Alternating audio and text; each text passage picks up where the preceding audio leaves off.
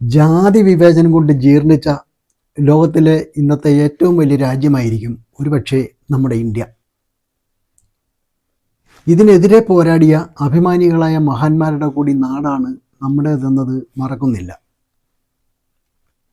ഉത്തരേന്ത്യയിൽ ഇതൊക്കെ വലിയ മാറ്റമൊന്നുമില്ലാതെ ഇന്നും തുടരുന്നുണ്ട്. കുറച്ചൊക്കെ മാറ്റമുണ്ടെന്ന് തെക്കേ ഇന്ത്യയെപ്പറ്റി പറയാമെങ്കിലും ഉള്ളിലൊളിപ്പിച്ച ജാതി ചിന്തയുമായാണ് നല്ലൊരു ശതമാനം മലയാളികൾ പോലും കഴിയുന്നത്. പണ്ടൊക്കെ രഹസ്യമായി സൂക്ഷിച്ചിരുന്നത് ഇന്ന് പരസ്യമായി പ്രകടിപ്പിക്കാൻ ജാതി മേലാളന്മാർക്ക് മടിയില്ലാതായി മാറിയിട്ടുണ്ട് നമ്മുടെ നാടും. വിദ്യാഭ്യാസം കൊണ്ട് സമ്പന്നരായാലും പാരമ്പര്യമായി കിട്ടുന്ന ജാതി ചിന്ത പലരിലും വിട്ടുമാറുന്നില്ല എന്നതൊരു യാഥാർത്ഥ്യമാണ്. ജാതി ചിന്തയുടെ ഇന്ത്യയിലെ ഉത്ഭവവും വികാസവും എങ്ങനെയായിരുന്നു എന്നൊരു പരിശോധന നടത്തുകയാണ് ഇവിടെ. നമസ്കാരം, ഞാൻ ദാസണ്ണക്കര. ലോകായനത്തിൻ്റെ പുതിയൊരു വീഡിയോയിലേക്ക് എല്ലാവർക്കും സ്വാഗതം.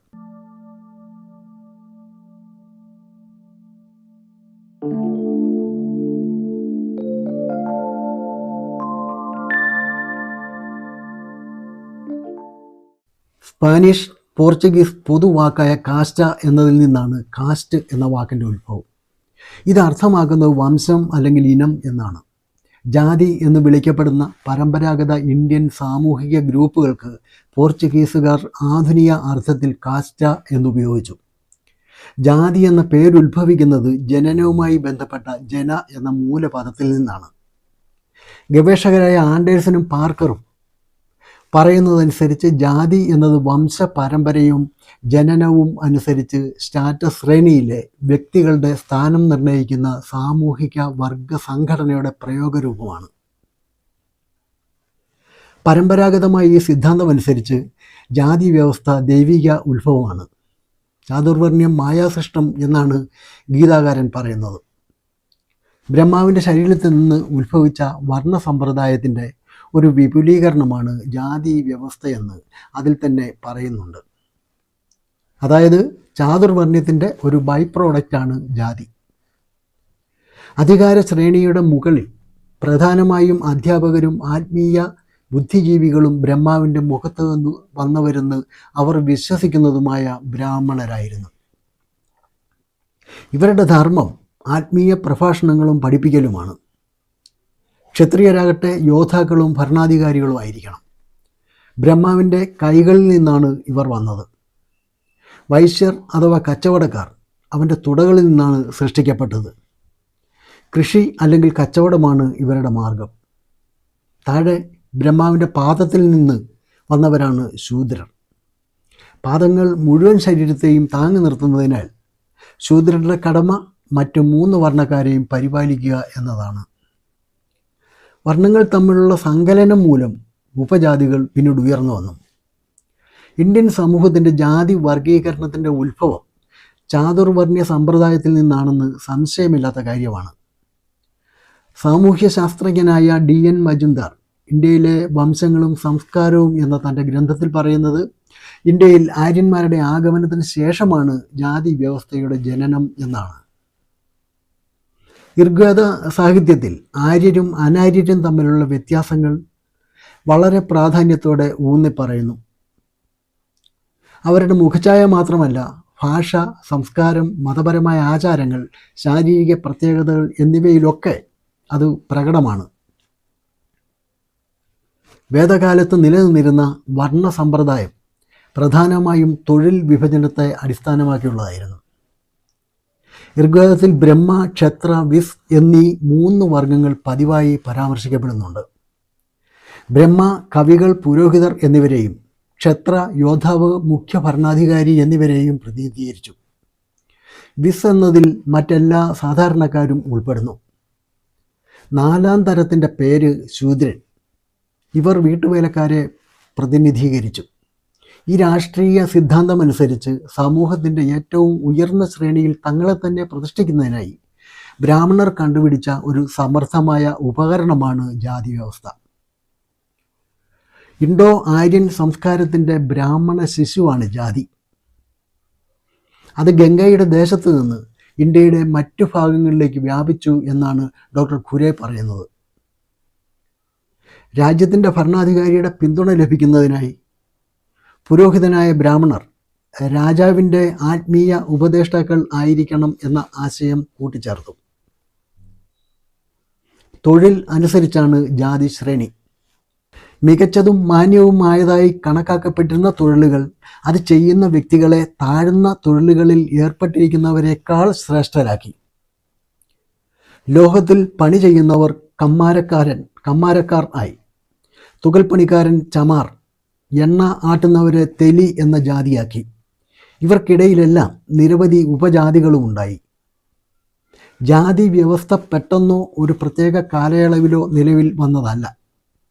മേൽജാതി എന്ന് അഭിമാനിക്കുന്നവരുടെ ബോധപൂർവമായ ഒരു നീണ്ട സാമൂഹിക പ്രക്രിയയുടെ ഫലമാണത്.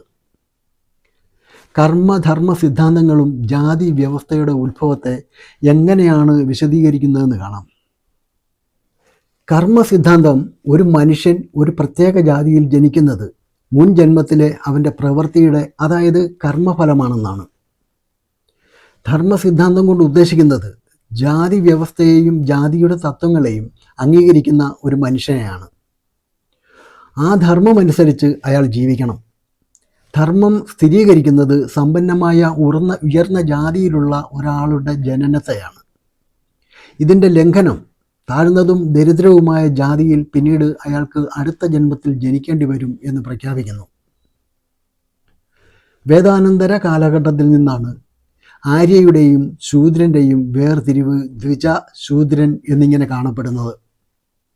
ആദ്യത്തെ 3 വിഭാഗങ്ങളെ ദ്വിജ അല്ലെങ്കിൽ 2 തവണ ജനിച്ചത് എന്ന് വിളിക്കുന്നു. കാരണം അവർ പുനർജന്മത്തിൻ്റെ പ്രതീകമായ ദീക്ഷയിലൂടെ കടന്നു പോകേണ്ടതുണ്ട്. ശൂദ്രനെ ഏകജാതി, അതായത് ഒരിക്കൽ ജനിച്ചത് എന്നാണ് വിളിച്ചിരുന്നത്. മൗര്യ കാലഘട്ടത്തിന് ശേഷം, പ്രത്യേകിച്ച് പുഷ്യമിത്ര സുംഗ രാജവംശം സ്ഥാപിച്ചതിന് ശേഷം ജാതി വ്യവസ്ഥ കർശനമായി വികസിപ്പിച്ചു. ഈ രാജവംശമാണ് ബ്രാഹ്മണ മതത്തിൻ്റെ തീവ്ര രക്ഷാധികാരികൾ. മനുസ്മൃതിയിലൂടെ ബ്രാഹ്മണർ വീണ്ടും മേൽക്കോയ്മ നേടുന്നതിൽ വിജയിക്കുകയും ശൂദ്രർക്ക് കടുത്ത നിയന്ത്രണങ്ങൾ ഏർപ്പെടുത്തുകയും ചെയ്തു. ദ്വിജരായ മനുഷ്യരെ അപമാനിക്കുന്ന ശൂദ്രൻ്റെ നാവ് മുറിക്കപ്പെടണം എന്ന് മനുസ്മൃതി നിർദ്ദേശിച്ചു. CE 630 ഇന്ത്യ സന്ദർശിച്ച ചൈനീസ് പണ്ഡിതനായ ഹ്യൂൻസാങ് ഇങ്ങനെ എഴുതുന്നു: ബ്രാഹ്മണമതം രാജ്യത്ത് സർവാധിപത്യം പുലർത്തി. ജാതി സാമൂഹിക ഘടന കർശനമായി ഭരണാധിപന്മാരെ കൊണ്ട് നടത്തിച്ചു. കശാപ്പുകാർ, തോട്ടിപ്പണിക്കാർ തുടങ്ങിയ അശുദ്ധമായ തൊഴിലുകൾ പിന്തുടരുന്ന ആളുകൾക്ക് നഗരത്തിന് പുറത്ത് താമസിക്കേണ്ടി വന്നു. സമൂഹത്തിൻ്റെ സെഗ്മെൻ്റൽ ഡിവിഷനിൽ ജാതികളെ ചെറിയ വിവിധ സാമൂഹിക ഗ്രൂപ്പുകളായി തരംതിരിച്ചു. അതിൽ അംഗത്വം നിർണ്ണയിക്കുന്നത് ജനനത്തിൻ്റെ പരിഗണനയിലാണ്. ലൂയിസ് ഡൂമോണ്ടിൻ്റെ അഭിപ്രായത്തിൽ ശ്രേണിയുടെ അടിസ്ഥാനപരമായ ഒരു സാമൂഹിക തത്വം ജാതികൾ നമ്മെ പഠിപ്പിക്കുന്നു. ഈ ശ്രേണിയുടെ മുകളിൽ ബ്രാഹ്മണ ജാതിയും താഴെ തൊട്ടുകൂടാത്ത ജാതിയുമാണ്. അതിനിടയിൽ ഇടനില ജാതികൾ വേറെയുമുണ്ട്. അവയുടെ സ്ഥാനങ്ങൾ എല്ലായ്പ്പോഴും വ്യക്തമല്ല. എൻഡോഗാമി ജാതിയുടെ പ്രധാന സ്വഭാവമാണ്. അതായത് ഒരു ജാതിയിലോ ഉപജാതിയിലോ ഉള്ളവർ സ്വന്തം ജാതിയിലോ ഉപജാതിയിലോ ഉള്ളവരെ തന്നെ വിവാഹം കഴിക്കണം. എൻഡോഗാമി നിയമത്തിൻ്റെ ലംഘനം അവർക്ക് സമൂഹത്തിൽ നിന്നുള്ള ബഹിഷ്കരണവും ജാതി നഷ്ടപ്പെടലുമാണ് ശിക്ഷ നൽകുന്നത്. സ്ത്രീകൾ സമ്പന്നരോ ഉയർന്ന ജാതിയോ സാമൂഹിക പദവിയോ ഉള്ള ഒരാളെ വിവാഹം കഴിക്കുന്ന രീതിയെയാണ് ഹൈപ്പർഗാമി എന്ന് പറയുന്നത്. താഴ്ന്ന സാമൂഹിക നിലയിലുള്ള ആളുകളുമായുള്ള വിവാഹത്തെ ഹെപ്പോഗാമി എന്നും പറയും. ഓരോ ജാതിയിലും അവരുടേതായ ഗോത്ര എക്സോഗാമി നിലനിർത്തുന്നു. ഓരോ ജാതിയിലും ഗോത്രത്തിൻ്റെ അടിസ്ഥാനത്തിൽ വ്യത്യസ്ത ചെറിയ യൂണിറ്റുകളായി തിരിച്ചിട്ടുണ്ടാവും. ഒരു ഗോത്രത്തിലെ അംഗങ്ങൾ ഒരു പൊതു പൂർവികൻ്റെ പിൻഗാമികളാണെന്നാണ് വിശ്വസിക്കപ്പെടുന്നത്. അതിനാൽ അതേ ഗോത്രത്തിനുള്ളിൽ നിന്ന് വിവാഹം കഴിക്കാൻ പാടില്ല. BC 300 ഇന്ത്യയിലേക്കുള്ള ഗ്രീക്ക് സഞ്ചാരിയായ മെഗസ്തനീസ് ജാതി വ്യവസ്ഥയുടെ 2 സവിശേഷതകളിൽ ഒന്നായി പാരമ്പര്യ തൊഴിലിനെ പരാമർശിക്കുന്നുണ്ട്.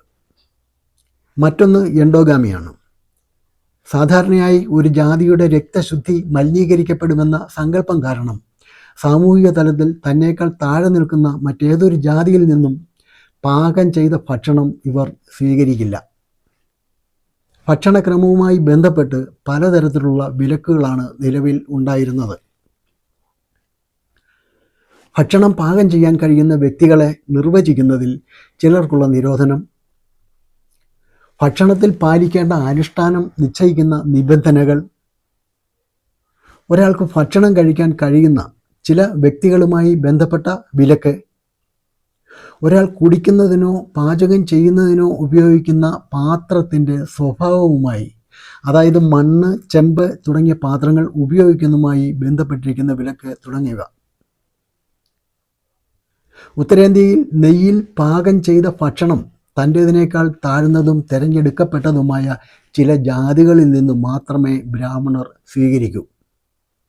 എന്നാൽ താഴ്ന്ന ജാതിക്കാർ തയ്യാറാക്കുന്ന ഭക്ഷണം ബ്രാഹ്മണരെന്നല്ല ആരും സ്വീകരിക്കില്ല. എന്നാൽ ബ്രാഹ്മണർ തയ്യാറാക്കുന്ന ഭക്ഷണം എല്ലാവർക്കും സ്വീകാര്യവുമാണ്. അതാണ് ഹോട്ടൽ വ്യവസായത്തിൽ ദീർഘകാലം ബ്രാഹ്മണരുടെ ആധിപത്യത്തിന് കാരണമായത്. ആ സ്വീകാര്യതയെ ഉപയോഗപ്പെടുത്താൻ ഇന്നും ചിലർ ഹോട്ടലിന് ആര്യ എന്ന് പേരിടുന്നത് നമുക്കറിയാം. താഴ്ന്ന ജാതിക്കാർ പാചകത്തിന് ഉപയോഗിക്കുന്ന വെള്ളത്തിന് കച്ച എന്നാണ് വിളിക്കുന്നത്. ദളിതരൊഴികെ ഒരു ജാതിക്കാർക്കും മാംസം അനുവദിച്ചിരുന്നില്ല. ജാതികൾക്കും പ്രത്യേക പേരുണ്ട്.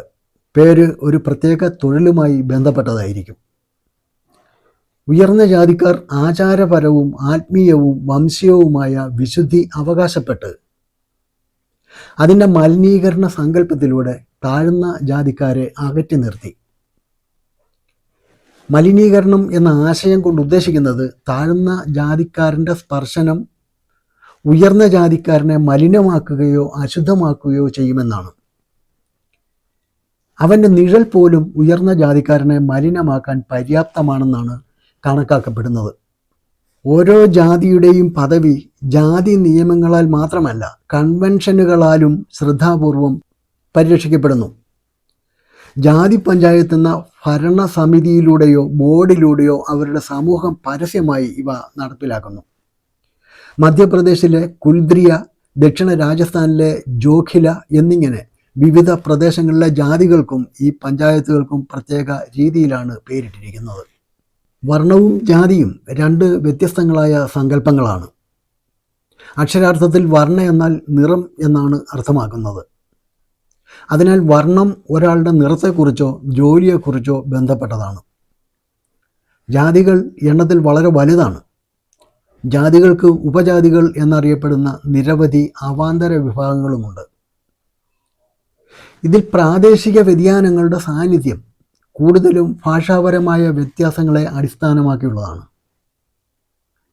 ഓരോരുത്തർക്കും ഒരു പ്രത്യേക ഉപജീവന മാർഗത്തിൻ്റെ കുത്തക ഉറപ്പാക്കിക്കൊണ്ട് ഒന്നിലധികം കമ്മ്യൂണിറ്റികളെ ഇതിൽ ഉൾക്കൊള്ളിച്ചിട്ടുണ്ട്. ഒരു ജാതിയുടെ പാരമ്പര്യത്തെക്കുറിച്ചുള്ള അറിവും വൈദഗ്ധ്യവും ഒരു തലമുറയിൽ നിന്ന് മറ്റൊന്നിലേക്ക് കൈമാറി. ഇത് തനത് സംസ്കാരത്തിൻ്റെ സംരക്ഷണത്തിനും ഉൽപാദനക്ഷമത ഉറപ്പുവരുത്തുന്നതിനും മേൽജാതിക്കാരെ സഹായിച്ചു. വ്യക്തികളെ അവരുടെ സമൂഹത്തിൻ്റെ സംസ്കാരവും പാരമ്പര്യങ്ങളും മൂല്യങ്ങളും മാനദണ്ഡങ്ങളും നിലനിർത്താൻ പഠിപ്പിക്കുന്നതിലൂടെ സാമൂഹികവൽക്കരണ പ്രക്രിയയിൽ ജാതി നിർണായക പങ്കുവഹിച്ചു. ജാതി വ്യവസ്ഥയുടെ രാഷ്ട്രീയ മത്സരം, സംഘർഷം, അക്രമം എന്നിവയിൽ നിന്ന് ക്ഷത്രിയർ പൊതുവെ സംരക്ഷിക്കപ്പെട്ടിരുന്നു. ജാതി വ്യവസ്ഥ സാമ്പത്തികവും ബൗദ്ധികവുമായ പുരോഗതിയുടെ ഒരു മാനദണ്ഡവും സാമൂഹിക പരിഷ്കാരങ്ങളുടെ വഴിയിൽ വലിയ തടസ്സവുമാണ്. കാരണം അത് സാമ്പത്തികവും ബൗദ്ധികവുമായ അവസരങ്ങൾ ജനസംഖ്യയിലെ ഉന്നത വിഭാഗത്തിൽ മാത്രം ഒതുക്കി നിർത്തുന്നു. അധ്വാനത്തിൻ്റെ കാര്യക്ഷമതയെ ദുർബലപ്പെടുത്തുകയും അധ്വാനത്തിൻ്റെയും മൂലധനത്തിൻ്റെയും ഉൽപാദന പ്രയത്നത്തിൻ്റെയും പൂർണ്ണമായ ചലനത്തെ അത് തടയുകയും ചെയ്യുന്നു. വീഡിയോ ഇവിടെ അവസാനിപ്പിക്കുകയാണ്. ഇതിനെക്കുറിച്ചുള്ള നിങ്ങളുടെ വിലയേറിയ അഭിപ്രായങ്ങൾ പ്രതീക്ഷിക്കുന്നു. നന്ദി.